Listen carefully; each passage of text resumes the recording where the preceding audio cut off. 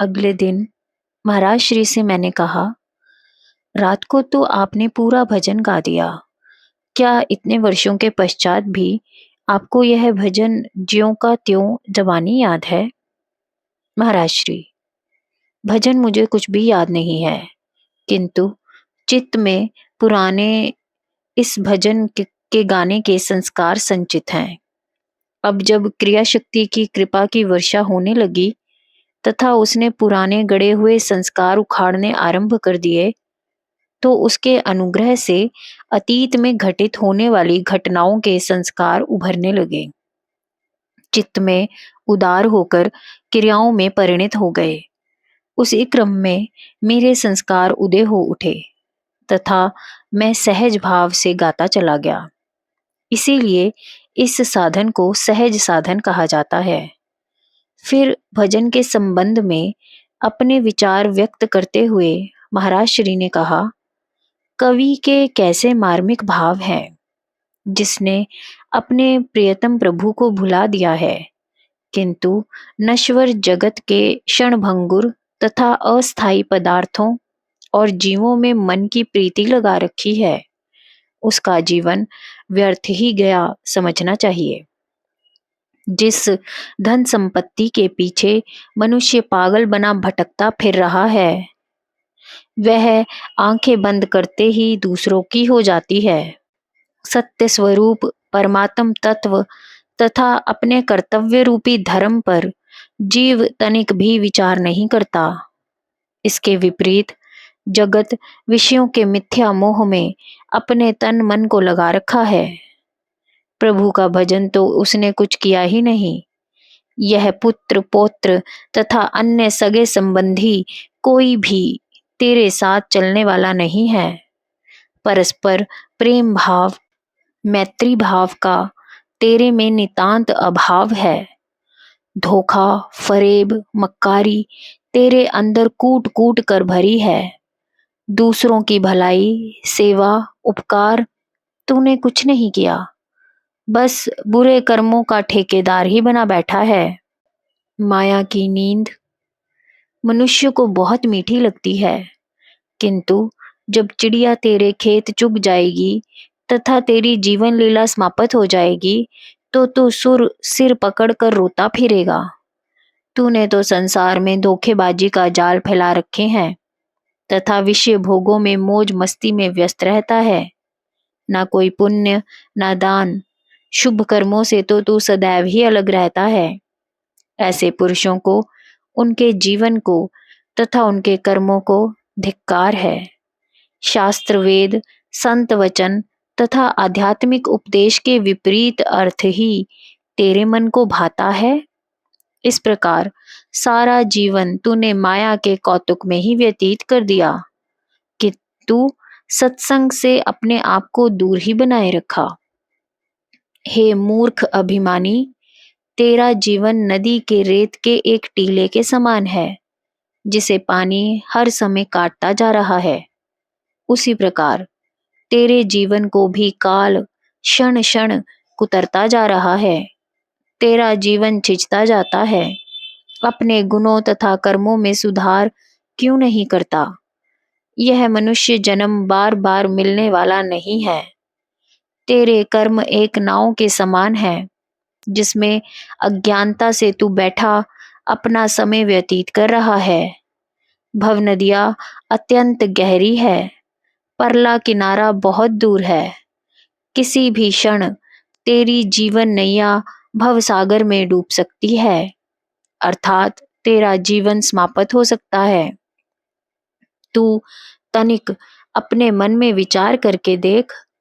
अब निद्रा को त्याग कर जाग जा तथा कुछ तो नेक कमाई कर ले।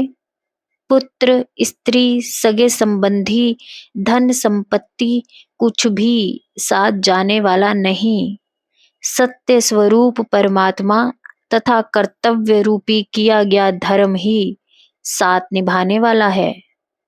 संत मनुष्य को पुकार पुकार कर कितना समझाते हैं, किंतु मनुष्य कानों में रुई डाले माया की मीठी नींद सोया है। उसके कानों से टकराकर सभी उपदेश लौट जाते हैं, विषयों में ही अपने मन को दिए रहता है। हाय रे मनुष्य।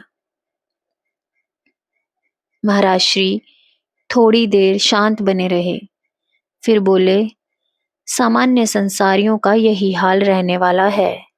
जो आता है अपनी बड़ाई तथा दूसरों की निंदा करता हुआ आता है। कोई अपने दोषों की ओर नहीं देखता, जबकि सब अपने अंतर में दोष लिए बैठे हैं। कोई भाग्यशाली ही संतों के उपदेशों पर ध्यान धरता है। हम तो स्वामी गंगाधर तीर्थ जी महाराज तथा काली किशोर के प्रसंग की चर्चा करें, उसे समझने का प्रयत्न करें। स्वामी जी महाराज काली किशोर को समझा रहे थे। कहने लगे, ब्रह्मचारी का वास्तविक स्वरूप समझते हो क्या होता है? ओंकार मध्य दीपवत वेदसार प्रणवम योगी भी ध्यानम गम्यम हरि गुरु शिव रूपम सर्वभूतांतरेकम क्षणमपि मनुष्यो अस्तु ध्यायति यह स मुक्तः स ब्रह्मचारी। वेदों के सार ओंकार के मध्य में दीप शिखा जैसा जो योगियों के ध्यान में आता है, जो हरि गुरु तथा शिवरूप है, उसका जिस मनुष्य को क्षण मात्र के लिए भी ध्यान हो जाता है, वही मुक्त है, वही ब्रह्मचारी है। अर्थात वास्तविक ब्रह्मचारी वही है जो ब्रह्मा में विचरण एवं रमन करता है। इस अवस्था को प्राप्त करने के लिए शरीर से ऊपर उठना होगा। जो वीर्य शरीर के माध्यम से जगत की ओर प्रवाहित हो रहा है, उसे शरीर से उठाकर आत्म अभिमुखी मोड़कर जगत से अतीत अवस्था में आना होगा। किसी महापुरुष ने कहा है कि किसी का धर्म अथवा सिद्धांत ब्रह्मचर्या की आज्ञा देता हो या नहीं, किंतु ब्रह्मचर्य प्रत्येक साधक के लिए अभ्यास करने योग्य है। किंतु गृहस्थों तथा विरक्तों का अपना अपना ब्रह्मचर्य है। गृहस्थों के ब्रह्मचर्य में पर स्त्री गमन वर्जित है, पर विरक्तों को तो स्त्री गमन का कोई अवसर ही नहीं है। स्वामी जी महाराज ने आगे कहा, ना तो किसी स्त्री की ओर देखे ही तथा ना ही किसी स्त्री के साथ एकांत में बात करे तथा ना ही उसका ध्यान करता हुआ चिंतन करे। यदि किसी स्त्री के साथ सहवास करने का मन में विचार भी आ गया, तो समझो कि उसने सहवास कर लिया।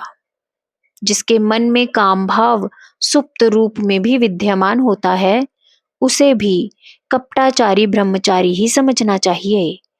यदि कभी तुम्हें स्वप्न में भी स्त्री संग का विचार उदय ना हो, तभी तुम सच्चे ब्रह्मचारी हो, तभी तुम उधर्वरेता हो जाओगे। अर्थात तुम्हारा वीर्य उधर्वगामी होकर तेज में परिवर्तित हो जाएगा। तब तुम्हारे लिए वास्तविक ब्रह्मचर्य का मार्ग प्रशस्त हो जाएगा। तुमको अपनी ओर से कभी भी कर्म का त्याग नहीं करना है, कर्म को ही अपना त्याग करने दो। जब तुम्हारे अंतर में कर्म करने के संस्कारों का क्षय हो जाएगा, तब कर्म अपने आप पीछे हट जाएगा। कर्तव्य पूर्ण प्रवृत्ति से ही निवृत्ति उदय होती है, किंतु ऐसा तभी संभव हो पाएगा जब तुम्हारी परिपक्व अवस्था आ जाएगी। जब कभी ऐसी अवस्था उदय होगी तो मन निर्मल हो जाएगा, कर्म का बंधन भी ढीला हो जाएगा, तभी हमारा ग्रहण करने योग्य बन सकोगे। जय गुरुदेव।